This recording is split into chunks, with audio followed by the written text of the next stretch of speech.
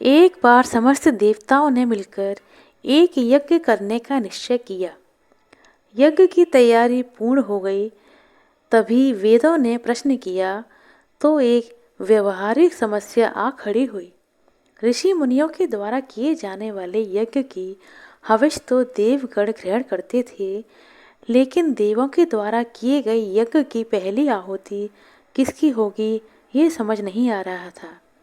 यानी कि सर्वश्रेष्ठ देव का निर्धारण करना जरूरी था, जो फिर अन्य सभी देवों को यज्ञ भाग प्रदान करे। ब्रह्मा विष्णु महेश परमात्मा हैं। इनमें से श्रेष्ठ कौन है, इसका निर्णय आखिर हो तो कैसे हो। ऋषि भृगु ने इसका दायित्व संभाला। वह देवों की परीक्षा लेने के लिए चले। ऋषियों से विदा लेकर वह सर्वप्रथम अपने पिता ब्रह्मदेव के पास पहुंचे। ब्रह्मदेव जी की परीक्षा लेने के लिए भृगु ने उन्हें प्रणाम नहीं किया। इससे ब्रह्मा जी अत्यंत क्रोधित हुए और उन्हें शिष्टता सिखाने का प्रयत्न करने लगे। भृगु को गर्व था कि वह तो परीक्षक है और परीक्षा लेने के लिए आए हैं। पिता पुत्र का आज क्या रिश्ता। भृगु ने ब्रह्मदेव से अशिष्टता कर दी। ब्रह्मदेव का क्रोध बढ़ता चला गया और अपना कमंडल लेकर पुत्र को मारने भागे। भृगु किसी तरह वहां से जान बचाकर चले। इसके बाद वह शिव जी के लोग कैलाश पर गए। भृगु ने फिर से अपमान किया।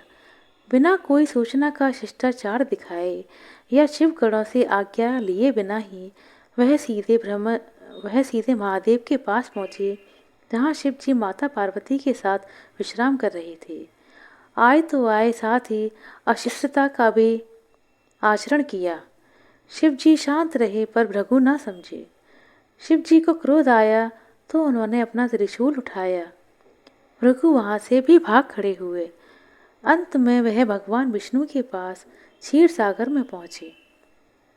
श्री हरि शेषनाग की सैया पर लेटे निद्रा में थे और माँ लक्ष्मी जी उनके शरण दबा रही थीं।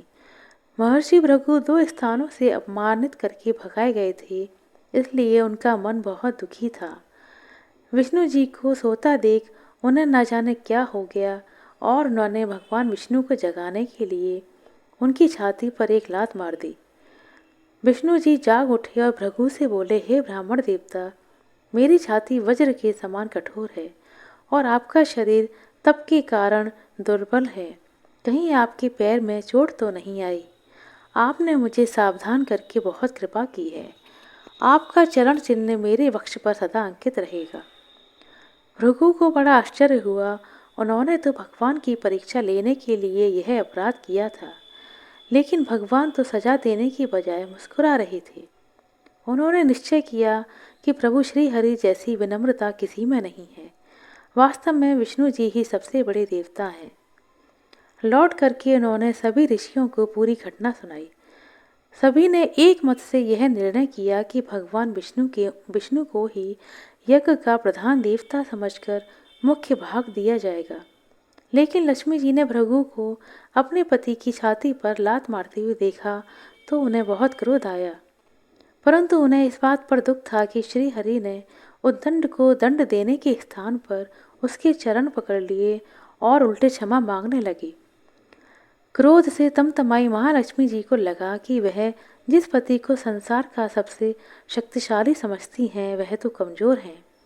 यह धर्म की रक्षा करने के लिए अधर्मियों एवं दुष्टों का नाश कैसे करते होंगे। महालक्ष्मी जी ग्लानि से भर गईं और मन श्री हरि जी से उच्चाटन हो गया। उन्होंने श्री हरि और बैकुंठ लोक दोनों के त्याग का निश्चय कर लिया। स्त्री का स्वाभिमान उसके स्वामी के साथ बंधा होता है। उसके समक्ष कोई स्वामी पर प्रहार कर गया और स्वामी ने प्रतिकार भी नहीं किया। यह बात माता के मन में कौंधती रही। यह स्थान वास के योग्य नहीं है, पर त्याग कैसे करें।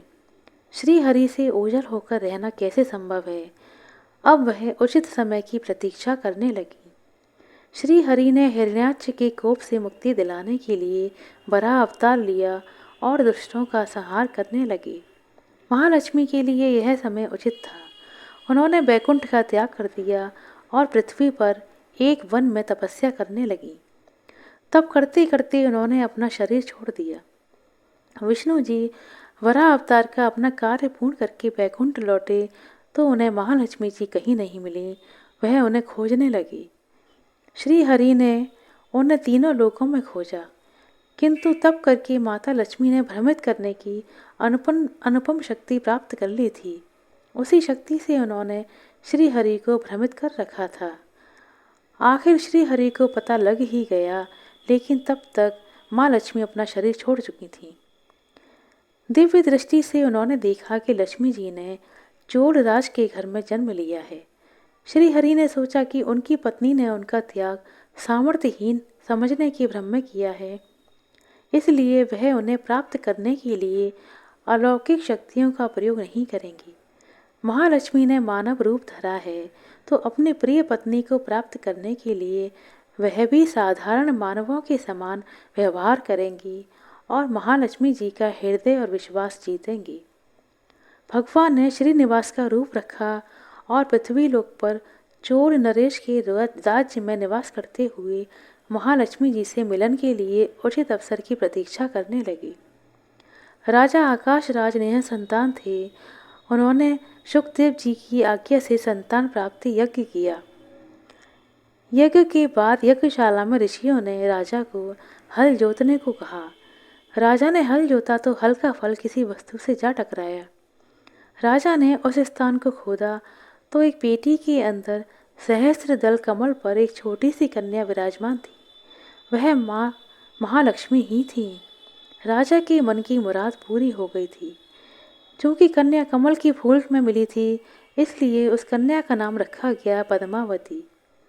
पद्मावती नाम के अनुरूप ही रूपवती और गुणवती थी, साक्षात लक्ष्मी जी का अवतार।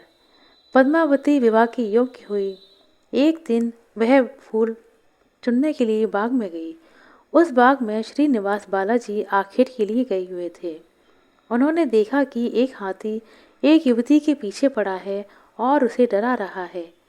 राजकुमारी के सेवक हाथी को देखकर भाग खड़े हुए। श्रीनिवास ने तीर चलाकर हाथी को रोका और पद्मावती की रक्षा की।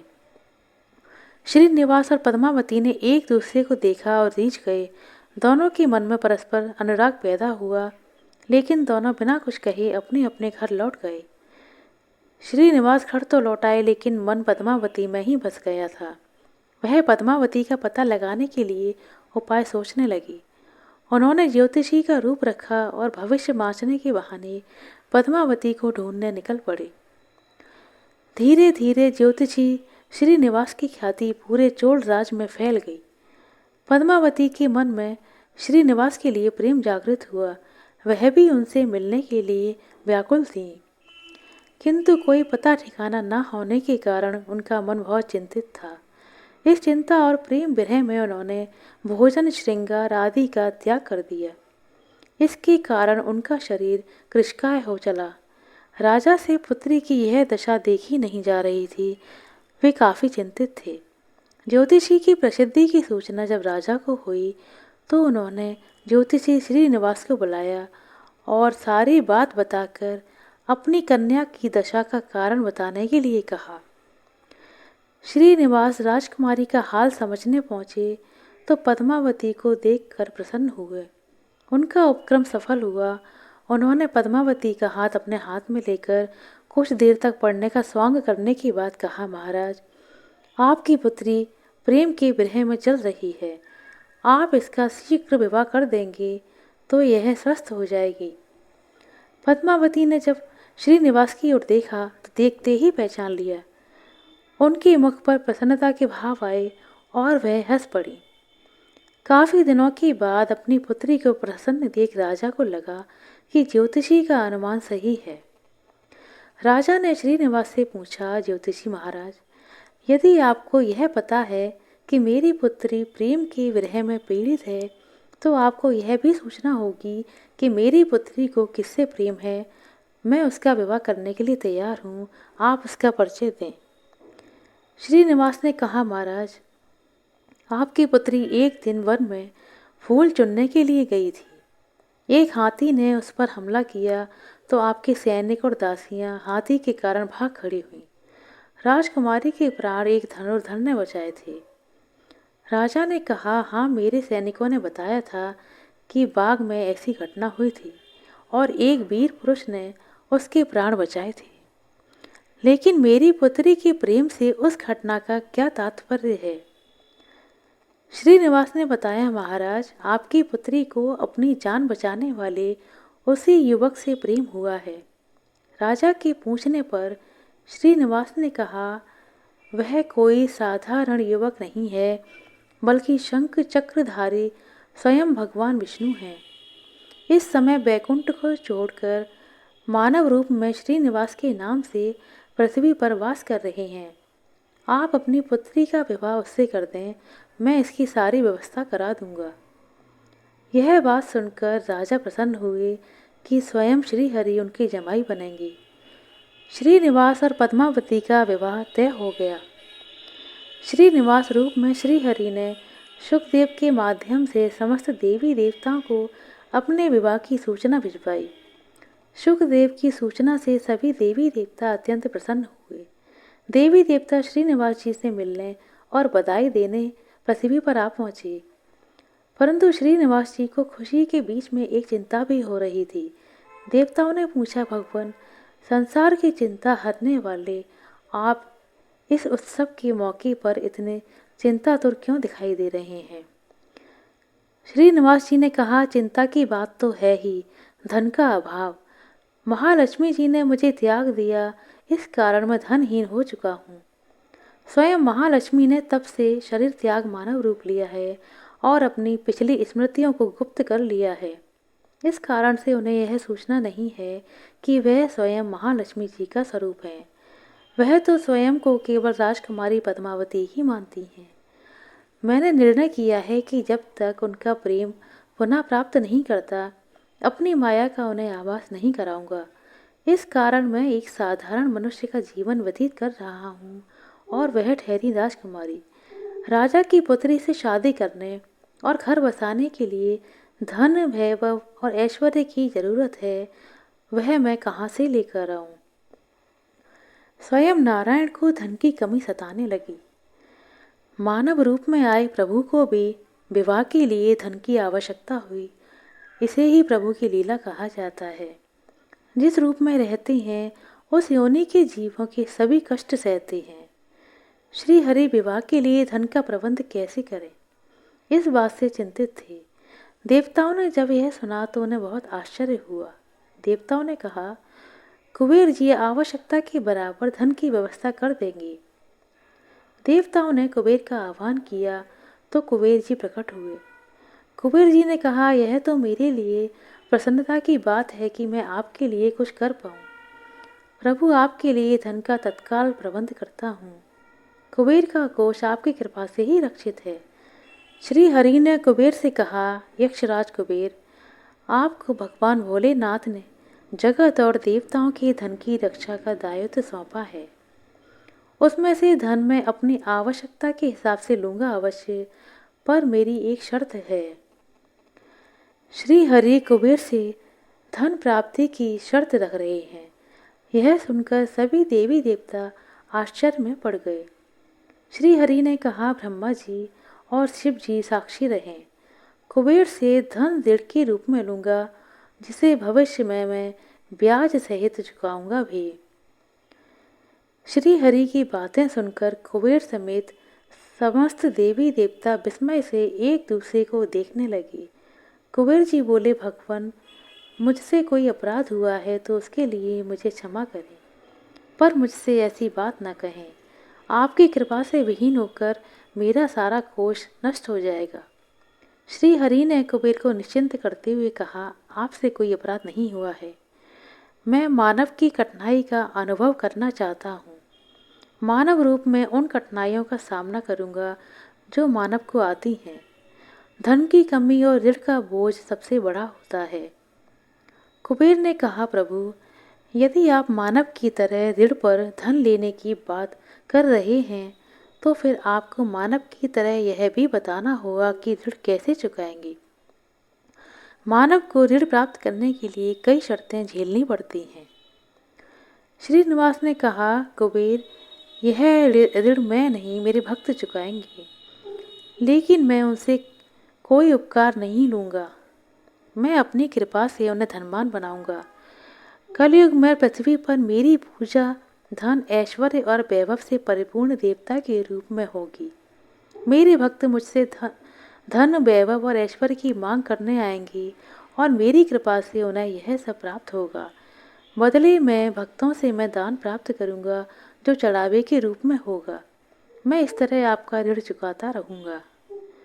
कुबेर जी ने कहा, भगवान, कलयुग में मानव जाति धन के विषय में बहुत विश्वास के योग्य नहीं रहेगी। उन पर आवश्यकता से अधिक विश्वास करना क्या उचित होगा? श्रीनिवास जी बोले, शरीर त्यागने के बाद तिरुपति के तिरुमाला पर्वत पर बालाजी के नाम से लोग मेरी पूजा करेंगे। मेरे भक्तों की मुझ में अटूट श्रद्धा होगी। वह मेरे आशीर्वाद से प्राप्त धन में मेरा हिस्सा रखेंगे। इस रिश्ते में ना कोई दाता रहेगा और ना कोई याचक रहेगा। हे कुबेर, कलयुग के आखिरी तक भगवान बालाजी धन, ऐश्वर्य और वैभव के देवता बने रहेंगे। मैं अपने भक्तों को धन से परिपूर्ण करूंगा तो मेरे भक्त दान से न केवल मेरे प्रति अपना ऋण उतारेंगे, बल्कि मेरा ऋण उतारने में भी मदद करेंगे। इस तरह कलयुग की समाप्ति के बाद मैं आपका मूल धन लौटा दूंगा। कुबेर ने श्री हरि के द्वारा भक्त और भगवान के बीच ऐसे रिश्ते की बात सुनकर उन्हें प्रणाम किया और धन का प्रबंध कर दिया। भगवान श्रीनिवास और कुबेर के बीच हुए समझौते के साक्षी स्वयं ब्रह्मा जी और शिव जी बने। दोनों वृक्ष रूप में साक्षी बन गए। आज भी पुष्करणी तीर्थ के किनारे ब्रह्मा जी और शिव जी बरगद के पेड़ के रूप में साक्षी बनकर खड़े हैं। ऐसा कहा जाता है कि निर्माण कार्य के लिए स्थान बनाने के लिए इन दोनों पेड़ों को जब काटा जाने लगा तो उनमें से खून की धारा फूट पड़ी। पेड़ काटना बंद करके उसकी देवता की तरह पूजा होने लगी। इस तरह भगवान श्रीनिवास बालाजी और पद्मावती महालक्ष्मी का विवाह पूरे धूमधाम से हुआ, जिसमें सभी देवी देवता पधारे। भक्त मंदिर में दान देकर भगवान पर चढ़ा हुआ ऋण उतार रहे हैं, जो कलयुग के अंत समय तक जारी रहेगा। बोलिए जय श्री बालाजी महाराज।